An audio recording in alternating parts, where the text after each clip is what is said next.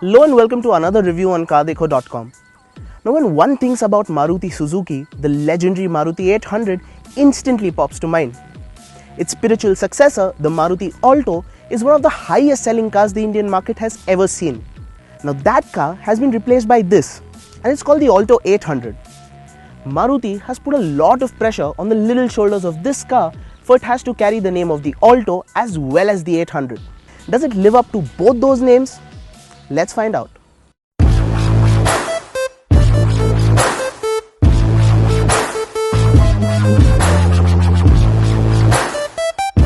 The design on the Alto 800 is simple and won't really turn heads, ever. The build quality does seem a bit flimsy, but that is the case with most cars in this segment. The front gets tiny petal-shaped headlamps which have a smoked finish to them.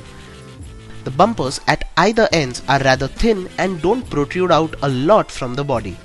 The protective strips that you see here are not standard but an optional accessory. The side has a faint character line running across the length of the car that merges into the rear by flowing into those large tail lamps.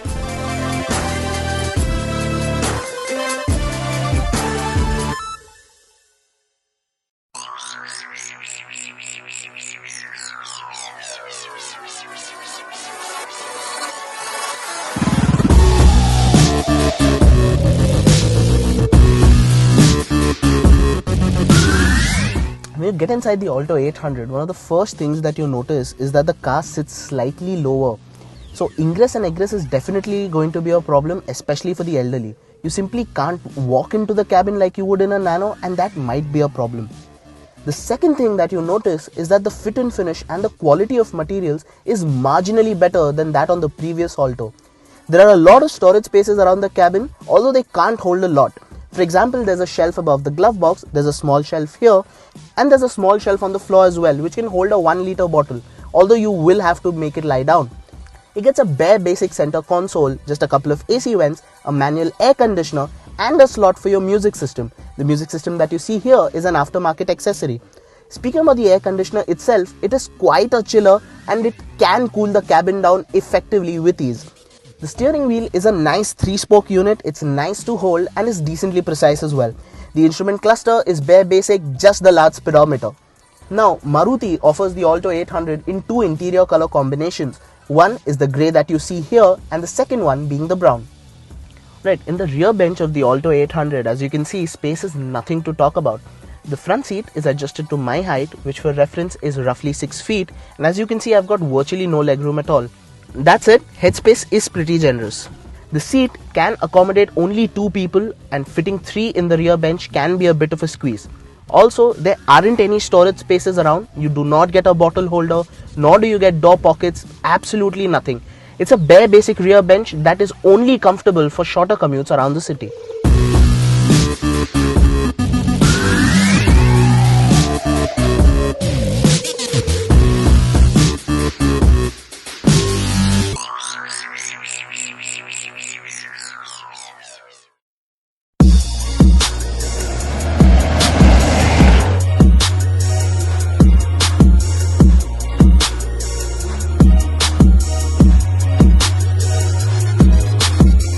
The Alto 800 continues to be powered by the older F8D engine found in the previous Alto.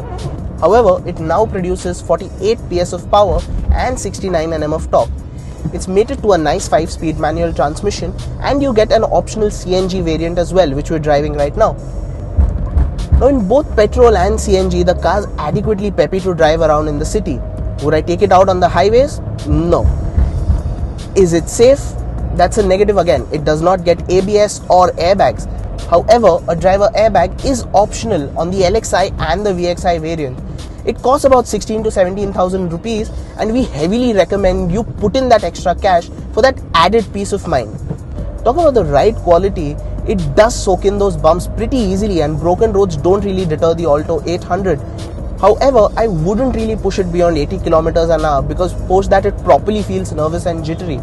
Coming to the steering wheel, it's a nice and light unit, and it's a boon when you need to take those quick U-turns or park in that tight spot. Overall, it's a job well done by Maruti.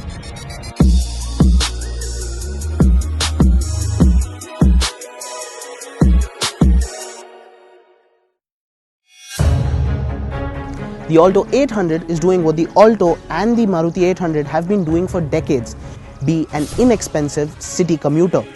It is inexpensive to buy, inexpensive to maintain, and with the optional CNG, it is inexpensive to run as well. Now, some might call it low rent and drive, but do remember, you get what you pay for. At a mouth-watering price tag for a shade over 3 lakh rupees for the base Alto 800, it does seem like a value for money proposition. This is Arun Shenoy signing off. Do subscribe to the Car Dekho YouTube channel, and as always, don't forget to like, comment and share the video.